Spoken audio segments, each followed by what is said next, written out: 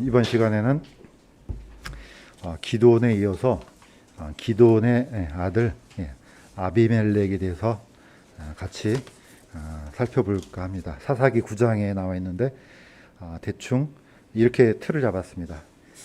등장인물은 기드온의 아들 아비멜렉하고 그 다음에 기드온의 마지막 아들 요담이 나옵니다. 그 다음에 아비멜렉과 세겜 사람들의 이 관계, 또 이 사람들이 결말이 어떠한지 우리가 이제 이 과정을 통해서 하나님께 주시는 교훈을 살펴보도록 하겠습니다. 자, 우리가 지금까지 계속 같이 나눠봤지만은 사사기는 마치 골짜기를 내려갔다가 다시 또 올라갔다가 끊임없이 반복되는 그런 역사가 있습니다. 그러니까 이 사람 인물만 달라졌지 이 일어나는 역사는 똑같습니다. 패턴이 항상 이런 패턴이 이제 들어옵니다. 하나님을 잃어버린 이스라엘.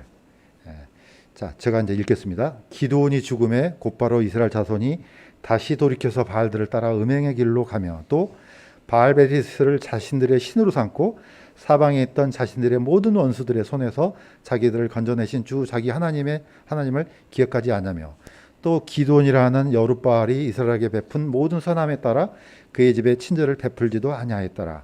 자, 아주 희한하게 이 뭐 몇 년이 흘러서 이렇게 된 게 아니고 그냥 사사 기드온이 죽자마자 곧바로 이렇게 사람들이 타락하는 장면을 보면은 이게 우리가 이제 성경을 보면은 성경을 보는 사람들 입장에서는 생각이 되지만은 어떻게 보면 이게 우리의 이제 본능 같기도 해요.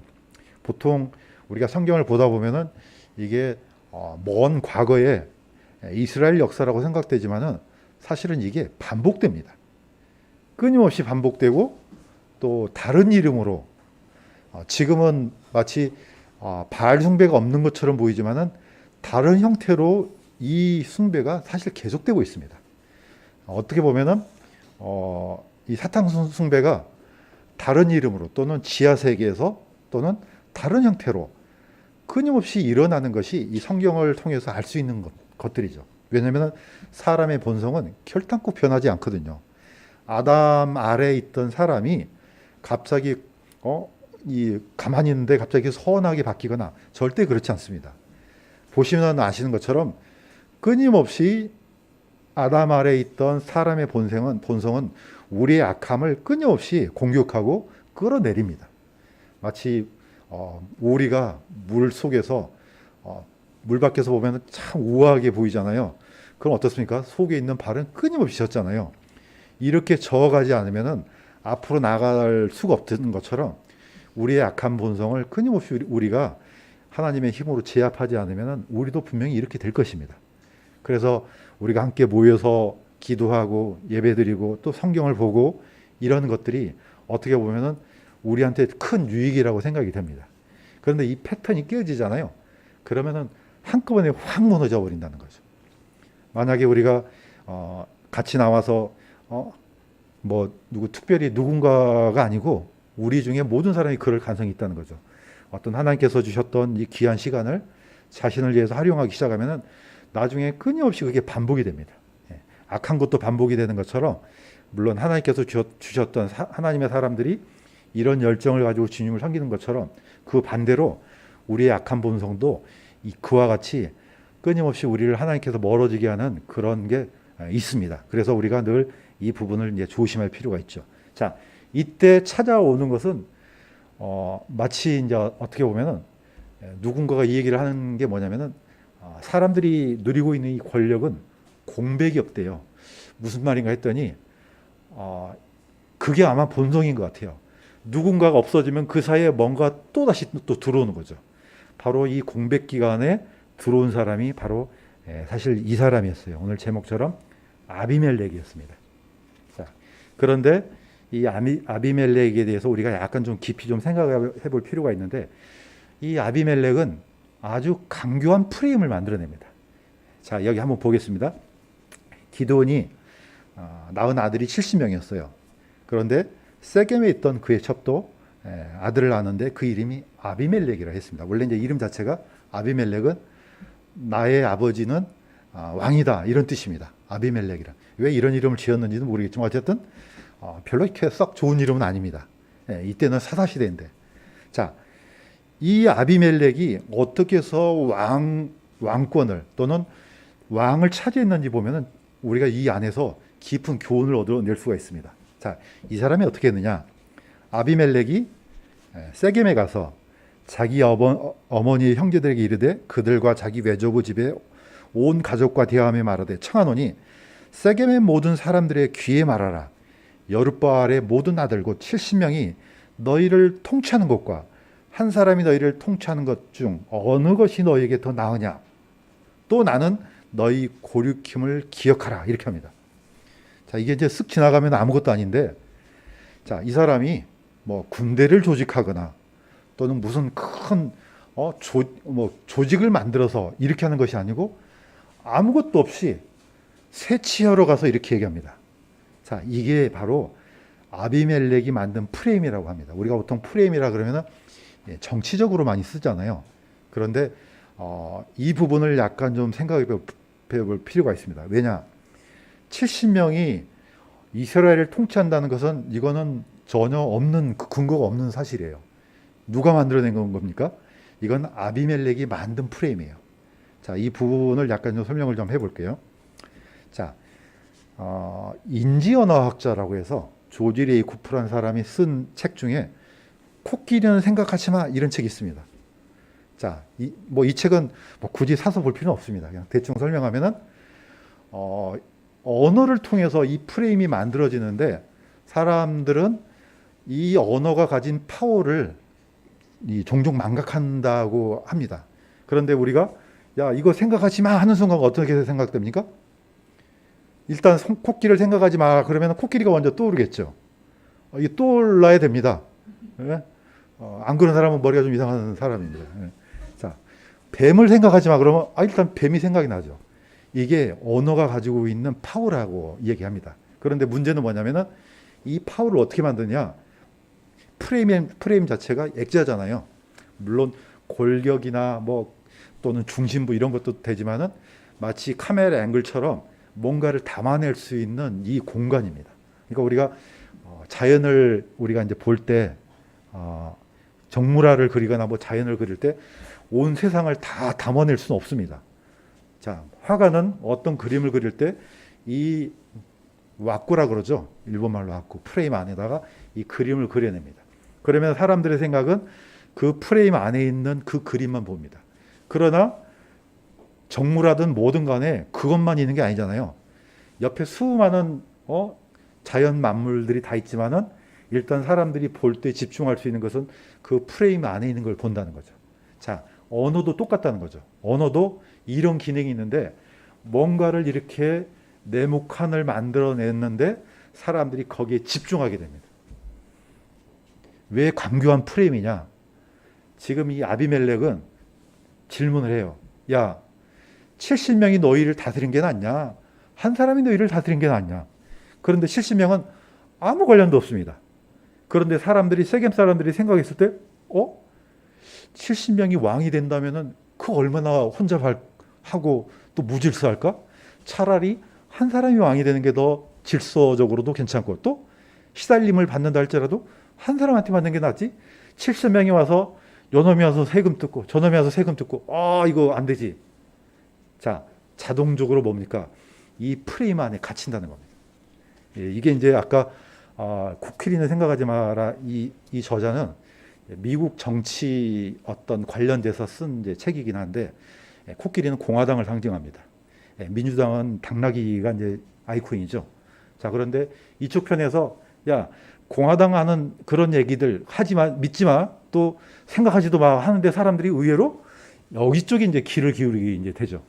나중에 이제 선거에서 이제 공화당이 이겼던 그 어떤 과정을 이제 설명하려고 이제 이 책을 썼는데 생각해 보니까 이게 최초의 마귀가 썼던 수법하고 똑같습니다. 한번 보시겠습니다. 뱀이 만든 강교한 프레임. 제가 이렇게 제목을 이렇게 지어봤습니다. 자, 최초로 사탄이 뱀이 인류에게 이 죄를 가져온 이 과정을 한번 보겠습니다. 물론 이제 뱀은 사탄이 뭐 들어갔든지 아니면 어떻게 됐든지 잘 모르겠지만 어쨌든 성경이 이렇게 기록되어 있습니다. 뱀은 주 하나님께서 만드신 들의 어떤 짐승보다 더 강교하더라. 그가 여자에게 이르되 참으로 하나님께서 말씀하시기를 너희는 동산의 모든 나무에서 나는 것을 먹지 말라 하시더냐. 자, 이게 굉장히 놀라운 언어의 파워입니다. 자, 왜 그러냐? 그 전까지는 아무 생각이 없었어요. 그냥 당연한 거예요. 자, 하나님께서는 모든 나무의 실과는 다 먹도록 했습니다. 딱 한 가지, 선악과 선악을 알게 하는 나무는 먹어서는 안 되는 거죠. 이거는 너무나 당연한 거고, 아담과 하와는 이분은 이게 하나님께서 엄청난 큰 은혜를 주셨구나. 그렇지만 딱 한 가지는 먹지 말라고 하셨구나. 우리는 보통 생각할 땐 이렇게 생각하잖아요. 근데 이 프레임을 어디로 옮겨옵니까? 질문이 중요합니다. 동산의 모든 나무에서 나는 것을 먹지 말라 그러디? 그럼 어떻게 해요? 프레임이 어디로 옮기냐면은 선악과로 옮겨갈 수밖에 없죠. 왜냐? 하나님께서는 동산의 모든 나무는 다 먹으라 그랬는데 질문을 이렇게 합니다. 다 먹지 말라 그러디? 자, 하와는 압니다. 어떻게 하느냐? 여자가 뱀에게 이르되 우리가 동산의 나무의 열매는 먹어도 되나 동산의 한가운데 있는 나무의 열매에 관하여는 하나님께서 이르시되 너희는 그것을 먹지도 말고 만지지도 말라. 너희가 죽을까 염려하노라 하셨느니라. 기가 막히게 잘 알죠? 하와는 이 사실을 너무 잘 아는데 문제는 뭐냐면은 이 프레임이 옮겨옵니다. 아까는 여기 있었는데 일로 옮겨오면서 뭐 어디에 집중하게 만드냐면은 왜 먹지 말라고 하시지? 여기에 덜컥 걸려주는 겁니다. 하나님께서 모든 동산의 나무는 먹는다는 건 생각은 이젠 안 하고 어디에 집중하냐? 왜 이 나무에 나는 실과는 먹지 말라 하지? 여기 순간에 뱀이 뭐라 합니까? 너희가 절대 죽지 아니하리라. 이렇게 치고 들어온다는 겁니다. 이 수법은요, 사탄이 쓰는 수법이에요. 이것을 지금 이 저자가 지금 발견한 게 아니고 옛날부터 해왔던 것을 이제 그 상황에 맞게끔 다시 발견했을 뿐입니다. 자, 이 기가 막힌 수법을 우리가 약간 익히면은 사탄이 우리를 어떻게 공격하고 사람들을 어떻게 속이고 또 그 속임수에 우리가 어떻게 넘어가지 않는지 그런 교훈을 얻어낼 수가 있습니다. 자, 보시는 것처럼 두 번째 프레임이 있습니다. 나는 너희 골육임을 기억하라. 자, 우리가 여기서 알 수 있는 또 한 가지 사실은 이런 겁니다. 이 아비멜렉이 아버지는 누굽니까? 아버지는 기드온이에요. 유대인이에요. 그런데 세겜에 있는 첩은 유대인이 아니라는 것을 알 수가 있죠. 누굽니까? 저 세겜에 살고 있던 원주민, 옛날 하몰의 자손이죠. 그러니까 아버지는 유대인이고 어머니는 이방인이에요. 자, 그런데 이 프레임을 어디로 옮겨옵니까? 어머니 쪽으로 옮겨오는 겁니다. 자, 아비멜렉이 이렇게 했습니다. 그의 어머니의 형제들이 그에 관하여 이 모든 말을 세겜의 모든 사람들의 귀에 말하며 그들이 마음을 기울이고 아비멜렉을 따랐더라. 그들이 이르기를 그는 우리의 형제라 하였더라. 자, 이 말을 듣는 순간 어떻게 옮겨버립니까? 아비멜렉이 유대인이 아니고 우리랑 똑같은 사람이네? 이쪽으로 이제 빠집니다. 자, 혀가 가지고 있는 파워를 우리는 망각해서는 안 된다는 겁니다. 자, 이미 야고보서에서 나와 있습니다. 혀는 아무도 능히 길들이지 못하나니 그것은 다스릴 수 없는 악이요 죽이는 독으로 가득한 것이니라. 그러므로 우리가 하나님 곧 아버지를 찬송하며 또한 그것으로 우리가 하나님의 모양대로 만들어진 사람들을 저주하느니라. 같은 입에서 찬송과 저주가 나오거니와 내 형제들아 이런 것들이 결코 그래서는 아니 되느니라. 이렇게 해서는 안 되는데 실질적으로 우리 입속에서는 뭐가 나옵니까? 두 가지가 사실 동시에 나옵니다. 자, 물론 거듭난 그리스도인들도 이런 현상이 나오죠. 그렇지만 우리는 하나님께서 주셨던 이런 권능으로 또 말씀으로 또 성령의 인도하심으로 이걸 잘 이겨낼 수가 있습니다. 그러나 믿지 않는 사람들 편에서는 이건 활용하기가 너무 좋은 거예요. 자, 이미 제가 전에 한번 말씀드렸죠. 뱀의 혀가 두 개라는 거, 이거는 영적으로 굉장히 중요한 사실입니다. 왜냐? 하나는 진실을 말합니다. 하나는 거짓을 말합니다. 이 두 가지를 섞어버립니다. 이단들이 맨날 가가지고 막 거짓말만 해대요. 그러면은 이단들이 일반 사람들이 속습니까? 안 속죠 당연히. 근데 왜 속습니까? 진실과 거짓을 동시에 섞어버리니까 어떤 것은 맞는 것 같아. 어떤 것은 아닌 것 같아. 혼동스럽죠. 그래서 그의 귀를 기울일 수밖에 없습니다. 자, 이 한 가지 더 보시면 아시는 것처럼 이 아비멜렉이 아까도 얘기했던 것처럼 아무것도 안 했어요. 뭐만 갖고 얘기합니까? 혀만 갖고 얘기해요. 가서 세겜에 가가지고 야 70명이 통치하는 게 낫냐? 한 사람이 통치하는 게 낫냐? 그 사람들을 칼로 위협하는 거 아니잖아요. 말로 그냥 한 거예요. 말로. 이거 완전히 날강도 같은 사람 아닙니까? 이 정도 정치력을 벌이려면요 수많은 자금이 필요했을 겁니다. 그런데 그렇지 않아요. 말로 갖고 이렇게 해요.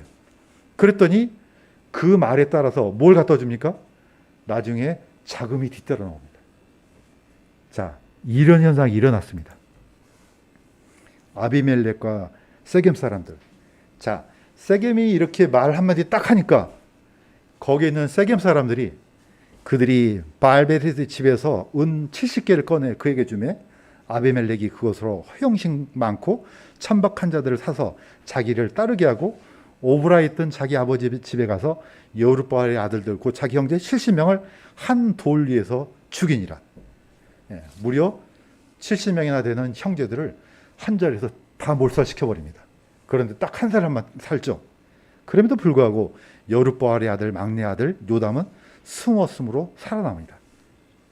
자, 세겜의 모든 사람들과 밀러의 온 집이 함께 모인 뒤에 세겜에 있던 기둥평화 옆에서 사실은 이거는 약간 좀 번역상에 문제가 있는데 상수리 나무 기둥 옆에서가 약간 좀 더 통할 것 같아요. 자, 아비멜렉을 왕으로 삼으니라. 왜 상수리 나무냐면은 상수리 나무가 킹을 상징합니다. 기드온도 상수리 나무 밑에서 이 희생제물을 드렸죠. 나중에 구약 성경을 보시면 아시겠지만은 저 나중에 훗날에 사울 왕이 블레셋에 의해서 죽임을 당했을 때 용감한 자들이 사울 왕의 몸을 취해서 어디다 묻습니까? 이 상수리 나무 안에 묻습니다.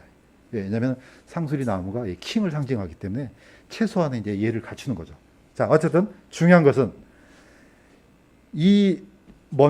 아비멜렉이 뭐 군대를 조직하거나 뭐 하지도 않고 세치어로 이렇게 했는데 사람들이 알아서 돈을 갖다 줍니다. 자, 그 돈을 활용해서 나머지 70명을 이제 한 명이 빠지니까 69명이죠. 기드온의 아들들을 다 잡아 죽여버립니다. 자, 그 다음에 세겜 사람들이 이 아비멜렉을 킹으로 왕으로 이제 옹립을 합니다. 자, 살아남은 요담이 이 광경을 보고 어디로 올라가냐 하면은 그리심산으로 올라갑니다. 자, 여기 한번 보시겠습니다. 요담이 읽겠습니다. 요담이 그가 그리심산의 꼭대기로 가서 서서 목소리를 높여 외쳐 그들에게 이르되 너희 세겜 사람들아 내 말에 귀를 기울이라. 그리하여 하나님께서 너희 말에 귀를 기울이시리라. 너희가 아비멜렉을 왕으로 삼았으니 너희가 진실하고 성실하게 행하였느냐? 자, 그러면서 이렇게 이야기합니다. 아비멜렉에게서 불이 나와 세겜 사람들과 밀로의 집을 삼킬 것이요 세겜 사람들과 밀로의 집에서도 불이 나와 아비멜렉을 삼킬 것이니라. 자, 우리가 이 세겜에 대한 도시를 제가 한번 찾아봤습니다. 찾아보니까 이 도시가 이렇게 막 쭉 떨어져 있는 게 아닙니다. 저기 그림에 있는 것처럼 에발산은 북쪽에 있습니다. 그 다음에 그림산은 남쪽에 있습니다. 이 산 사이가 거의 1.6km 정도밖에 안 됩니다. 가운데가 세겜이에요. 나중에 이 이스라엘로 갈 기회가 있다면 여기를 한번 방문을 하고 싶어요. 지금도 아마 요담의 목소리가 지금까지 메아리 치고 있을 걸로 저는 생각이 들어요. 자, 왜냐? 이 도시 자체가 약간 분지형으로 있어서 소리를 지르면은 메아리가 아주 쉽게 울린대요. 마치 음악 연주하면은 잘 울리도록 만들잖아요. 어떻게 보면 천연 연주장처럼 이렇게 됐답니다. 자, 왜 그러면은 요담이 그리심산에 올라가냐 이거죠. 다른 것도 아니고 그림산에 올라간 이유가 있습니다. 제가 보겠습니다. 그 옛날 모세가 이렇게 명했습니다. 너희가 요르단을 건넌 뒤에 이 광야를 건넌 뒤에 시몬과 레위와 유다와 이사갈과 요셉과 베냐민은 그리심산에 서고 루벤과 gad과 아셀과 수불론과 단과 납달리는 에발산의 설진이라. 자, 12지파가 이 산을 가지고 세겜을 가운데 두고 양 산 사이로 이렇게 딱 나눕니다. 자, 그러면서 어떻게 하느냐? 이걸 선포했습니다. 주께 가증한 것들을 만들어 은밀한 곳에 두는 자는 저주를 받으리라. 온 백성은 아멘할지니라. 그러면은 어떻습니까? 에발산에 있는 이 6지파가 아멘 그러면은 저기 있는 그리시산 산에 있는 그 지파의 귀까지 다 들어갑니다. 여기서 소리치는 것이 들어가서 다시 또 들려옵니다. 자, 무지한 사람을 죽이려고 대가를 받은 자는 저주를 받으리라. 온 백성은 아멘할지니라. 예, 아멘했습니다. 자, 여호수아에는 이렇게 됐습니다. 여호수아가 율법책이 기록된 모든 것마다 따라 율법의 모든 말씀 곧 복과 저주의 말씀을 낭독하였는데 모세가 명령한 모든 것 중에서 여호수아가 이스라엘의 온 회중과 여인들과 어린 것들과 그들 가운데 거하던 타국인들 앞에 낭독하지 아니한 말이 하나도 없었더라. 자, 온 이스라엘 백성들은 하나님의 율법 앞에서 법 앞에서 어떻게 하면은 저주를 받고 어떻게 하면 복을 받는 말을 다 들었습니다. 이 요담이 누굽니까? 바로 기드온의 아들입니다. 기드온은 누굽니까? 므낫세 지파입니다. 므낫세 지파는 누굽니까? 바로 요셉의 아들입니다. 그래서 그리심산으로 올라간 겁니다. 올라가서 그 옛날 너희들이 선포했던 선포했던 말씀을 다시 한번 들어보라 이겁니다. 지금 너희들이 이 같은 행동을 했는데 이게 과연 하나님의 공의에 맞는 것이냐? 예. 만약에 하나님의 공의에 어긋난 것이라면 이런 징벌을 받을 것이라고 선포한 겁니다. 예. 이 사실 이후에 있는 이 결과물이 그걸 그대로 이어받는 겁니다. 자, 보겠습니다. 그런데 하나님께서 심판을 내리실 때 이 같은 심판을 내렸습니다. 그때 하나님께서 에비멜렉과 세겜 사람들 사이에 악한 영을 보내심에 세겜 사람들이 아비멜렉을 배신하였으니 이것은 여룻바알의 아들 70명에 향한 잔인함이 임하여 그들의 피가 그들을 죽인 그의 형제 아비멜렉과 그의 형제들을 죽이는 일에서 그를 도와준 세겜 사람들에게 돌아가게 하려 하십니다. 다시 말해서 자, 이 악함에 대해서 하나님께서 어떻게 심판하냐? 아비멜렉과 세겜 사람들이 서로 죽이도록 만듭니다. 너희들이 아비멜렉을 도와줘서 왕으로 삼았지? 또 아비멜렉은 그 아들을 죽였잖아요. 둘 다 죽이 없애는데 어떻게 보냅니까? 하나님께서 악한 영을 보냅니다. 자, 이게 구약 성경에서 있던 얘기이기도 합니다. 언제 이런 일이 있었느냐? 예, 우리가 잘 알고 있는 것처럼 아합 왕이 죽었을 때 이 방법을 쓰십니다. 자, 아합 왕을 죽이는 그 방법 중에 하나가 악한 영을 보냅니다. 자, 아합 왕이 길르앗 라못으로 이제 가서 그걸 땅을 치하려고 하잖아요. 여호사밧 왕하고. 자, 그때 주께서 이르시되 누가 아합을 설득하여 그거가 올라가 라못 길르앗에서 쓰러지게 할까? 한 영이 나와 주 앞에 서서 이르되 내가 그를 설득하겠나이다. 그러므로 이제 보소서 주께서 거짓말하는 영을 왕의 이 모든 대언자들의 밑에 넣으셨고 또 주께서 왕에 관하여 화를 말씀하셨나이다. 자, 올라갈까 말까 신랑이 잃어버릴 때 유일하게 올라가면 안 된다고 외친 사람이 있었습니다. 미가야입니다. 딱 한 사람이에요. 그런데 아이고 올라가면 승리하죠. 아이 당연하고 말고요. 무려 400명이 거짓말을 칩니다.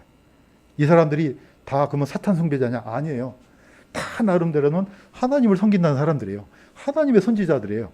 그런데 하나님께서 그 악한 영을 400명의 선지자를 입에다 집어넣습니다. 그러니까 이 사람들이 다 아이고 그럼요. 틀림없이 이길 것입니다. 나중에 어떻게 됐습니까? 그 말을 따라서 올라간 후에 아합 왕은 죽임을 당합니다.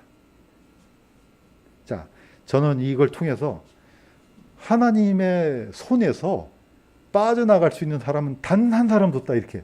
사람이 아니죠. 그 어떤 피조물도 전부 다 하나님의 도구가 되는 겁니다.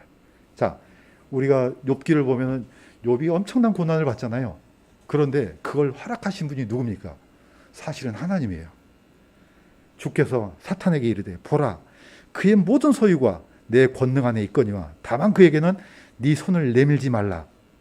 이에 사탄이 주 앞에서 물러가더라. 자, 사탄이 그냥 자기가 욥을 죽이려고 물론 그러려고 했죠. 그러나 하나님께서는 딱 막습니다. 어디까지? 다른 건 다 쳐도 괜찮아. 그렇지만은 욥의 목숨만은 건들지 마! 딱 합니다. 사탄이 하나님을 대적한다면 아니 당신이 뭔데요? 내가 내 마음대로 할게요. 이렇게 할 것 같잖아요.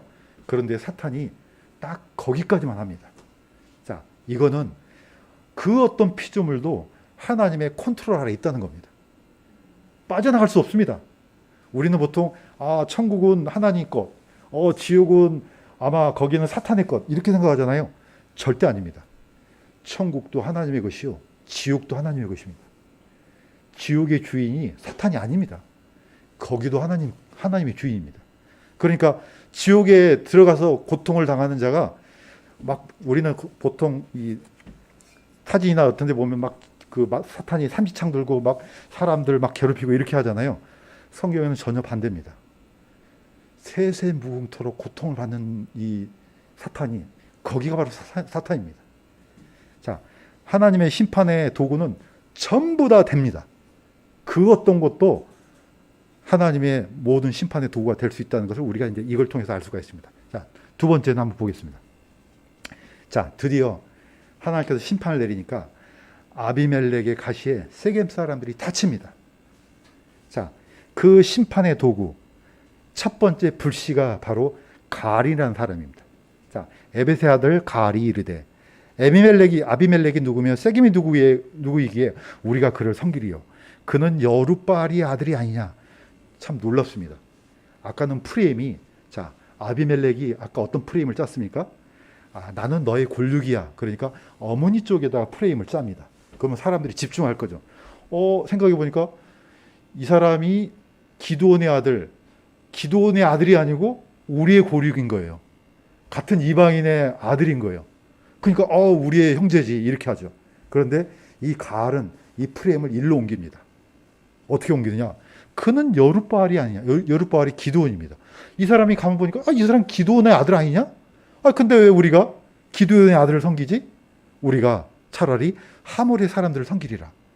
이렇게 이 프레임을 일로 옮깁니다. 그러니까 사실 둘 다 사탄이에요. 어떻게 보면은. 자, 이 소식을 듣고, 자, 그 아비멜렉의 부하인 가알이 이 소식을 전해드니까 아비멜렉의 분노가 폭발하죠. 자, 아비멜렉이 그날 하루 종일 그 도시와 싸워 그 도시를 점령하고 그 안에 있던 백성들을 죽이며 그 도시를 헐고 소금을 뿌립니다. 이 사람은 약간 성격이 상당히 과격한 것 같아요. 그냥 허는 게 아니고 아예 싹 쓸고 그냥 소금을 다 뿌려요. 소금 뿌리면 어떻게 됩니까? 풀이 안 자라겠죠. 아예 그냥 초토화시키는 거죠. 자, 이걸로도 부족합니다. 아비멜렉을 따라 요새에 놓고 그것들을 위하여 요새에 불을 놓으며. 그러니까 사람들이 이제는 목숨을 구하려고 이제 망대나 요새로 도망갈 거 아니에요. 그랬더니 그 밑에다 불을 놓아서 사람들을 다 죽였어요. 그랬더니 남자 여자가 약 1000명이 다 불태워 죽었습니다.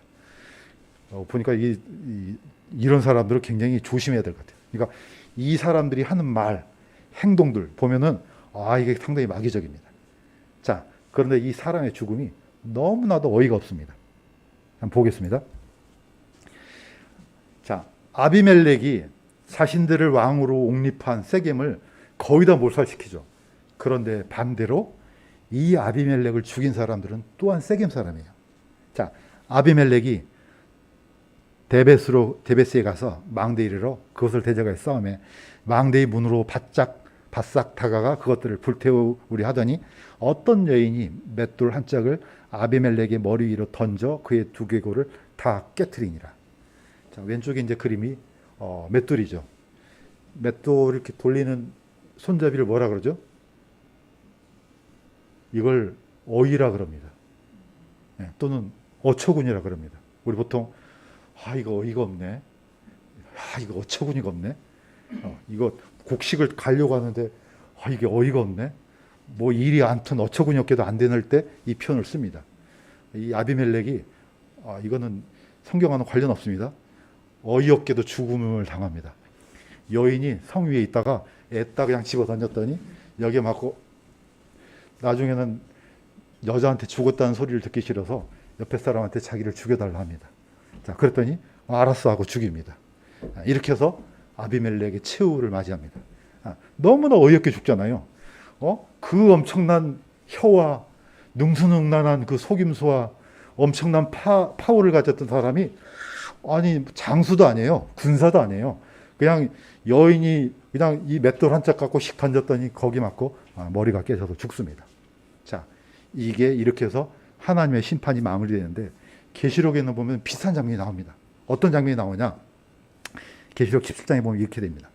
네가 본 열불 곧 짐승에 있는 이것들이 그 음료를 미워하여 황폐하게 하고 벌거벗게 하며 그녀의 살을 먹고 그녀를 불태우리라. 자, 이 짐승하고 열불 짐승하고 음녀가 서로 싸움을 벌이는 장면이 나와요. 그런데 자, 누가 이것을 불태워버리냐? 이 짐승이 이 음녀를 불태워버리는 장면이 나옵니다. 자, 그러면서 네가 본 그 여자는 땅의 왕들 위에 군림하는 저 큰 도시니라. 굳이 제가 여기서 이야기 안 하겠습니다. 그러나 어떤 도시인지는 알겠죠? 세상에서 가장 파워 있고 가장 작은 나라지만은 모든 나라를 움직일 수 있는 바로 그 도시입니다.